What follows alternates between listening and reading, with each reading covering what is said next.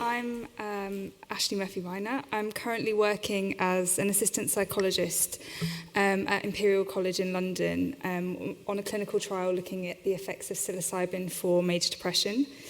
Today, I'm very happy to be sharing the results of research that I conducted as part of my master's degree in psychology. Okay, so I'll start with just a short background to the study.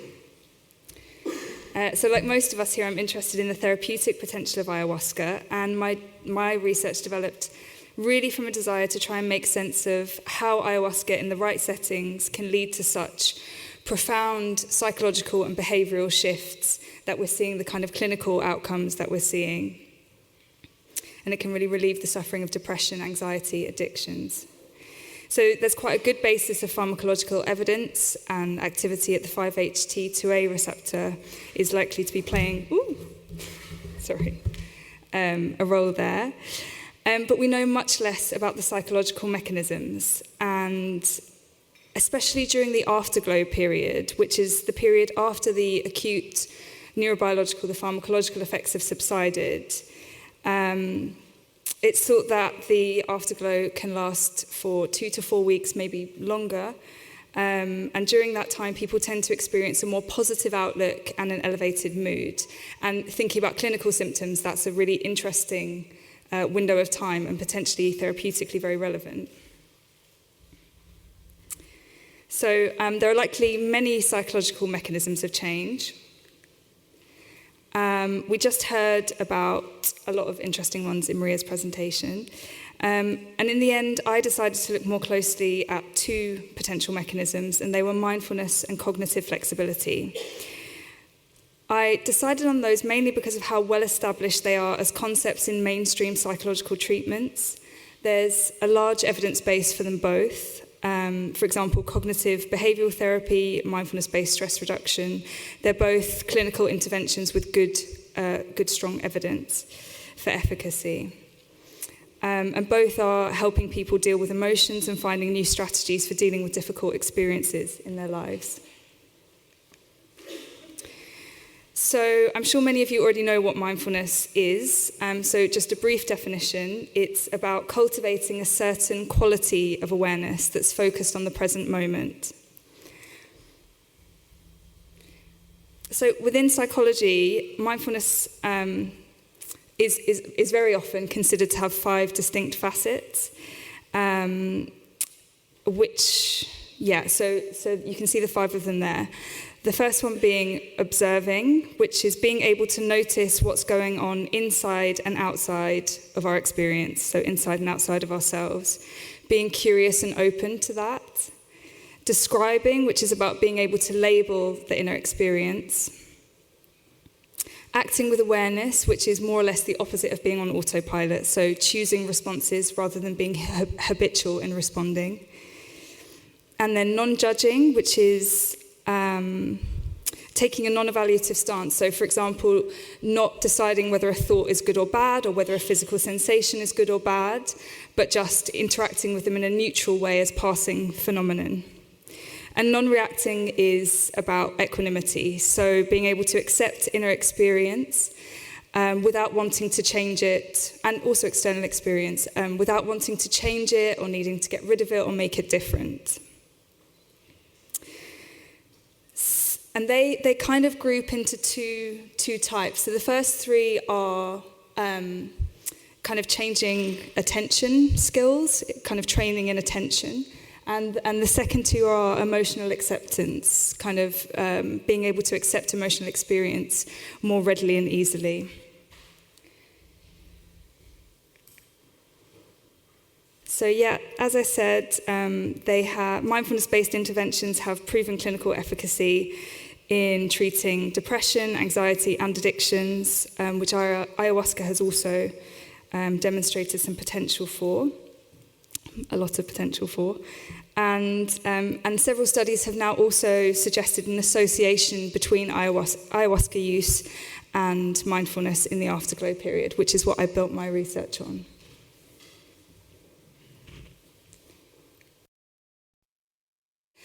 So the next mechanism is cognitive flexibility. So this is described as the ability to shift perspective or approach in order to adapt to change in the environment, and involves executive function abilities of problem solving and response inhibition. So more recently, its definition has also expanded to a broader concept of mental flexibility, which takes into account also the psychological and behavioural processes that are taking place in the change. In its simplest form, it's really recognising some way of approaching a situation or life or self or experience isn't working, and then implementing a new strategy, thinking of one and implementing a new one. So just to give a very brief example of rigid versus flexible thinking, on the flexible thinking side, we might think of things like keeping an open mind, being open to new possibilities, listening to other people's ideas. And on the other side, rigid thinking being more closed off to new ideas, to new things, and to other people's ideas.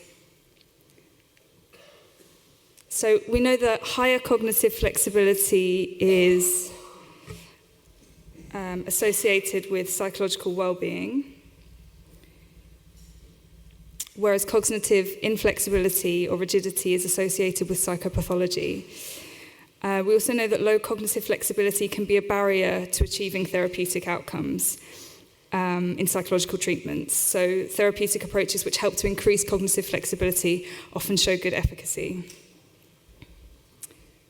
So finally, the aims and hypotheses of this study. The current study aimed to assess changes in mindfulness and cognitive flexibility over 2 time points, at baseline and then within 24 hours after ayahuasca use. So I refer to it as pre and post. We predicted we would see a significant increase in participants' total mindfulness scores in the 24 hours after, compared to baseline, consistent with the existing literature. We also had an exploratory hypothesis looking to see whether there would be changes in cognitive flexibility with ayahuasca use. There wasn't a specific hypothesis there because this is the first study to look at cognitive flexibility in that period.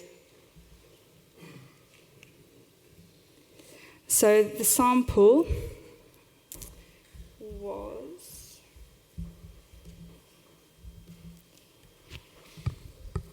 48 healthy participants, and they completed assessment points at baseline and then again at 24 hours after. 26, which was 54% of the sample, were female.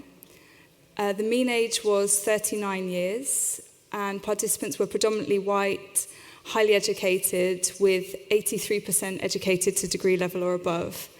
75% spoke English as a first language. So in terms of prior experience with ayahuasca, we looked at this also. So lifetime uses of ayahuasca means the total number of times that participants had used ayahuasca previously. And in our sample, that ranged from 0 to 130 times.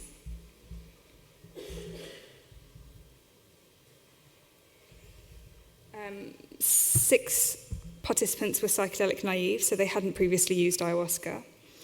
1 participant in the sample had last used ayahuasca 2 weeks before testing, and the rest of the sample hadn't used for 1 month or more.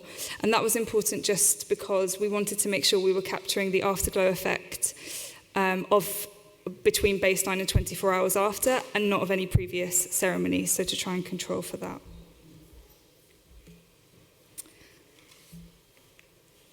Okay, so this is a list of the measures that we used in the study. It was a mixture of self-report and neuropsychological tasks. The ones highlighted in bold there are the key outcome measures. So we used the 5 facets mindfulness questionnaire to capture mindfulness, and the experiences questionnaire, which is measuring another dimension of mindfulness, of decentering, which is an ability to be kind of detached from thoughts, so to have some distance and some space. Not just from thoughts, but from inner and external experience. and the cognitive flexibility scale. So this was a self-report measure also, and it was there to capture that broader dimension of mental flexibility beyond what the neuropsychological tasks will be able to tap into. So for the tasks, there was Stroop, and then the Wisconsin picture card sorting task. So I can't go into the details of both of those. The Stroop outcomes were a little bit complex, so I'm going to leave those out of this talk, but if you want to ask me about them, please do at any time. So actually it's still there, but I'm just going to skip over. So the Wisconsin picture card sorting task is a really horrible task that's really hard for people. So we gave participants 36 trial cards, and you can see up there, so they're asked to match the card at the bottom to one of the cards at the top, and they have to make a guess. But that card can match by colour, by shape, or by number.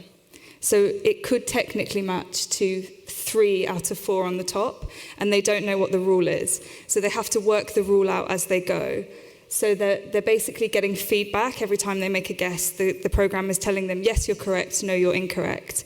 And then based on that, people are adjusting by trial and error.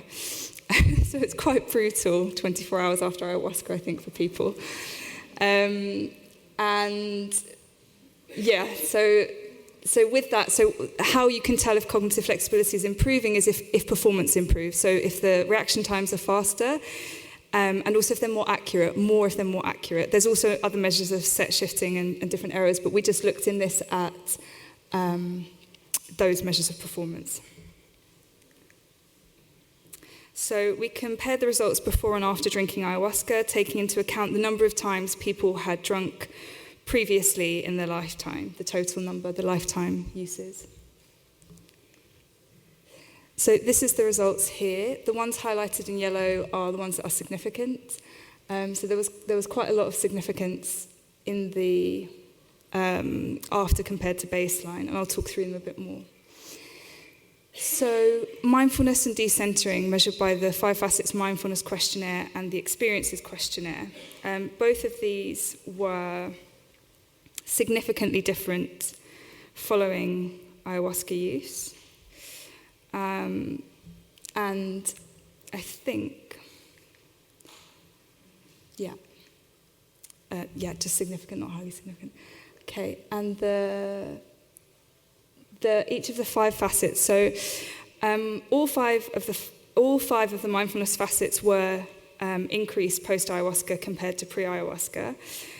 4 of them were significantly increased and 1 of them wasn't. So the 4 that were observe, describe, non-react, and act with awareness. And the 1 that wasn't was non-judge. So what's interesting here is previous research has shown that ayahuasca was affecting very much the emotional acceptance components. And here we're finding that also it's also in this study affecting the emotional acceptance components of mindfulness, which I think is very important clinically, and it's also affecting the attention facets of mindfulness. In meditation training, in mindfulness training, all of the facets are affected, so all of the facets do change. So it's interesting to see that here. Yeah, so this is just showing you the increases were relatively modest, but they were across the board. So the cognitive flexibility scale, the self-report questionnaire came up very strongly. This was very significant. Did I want to?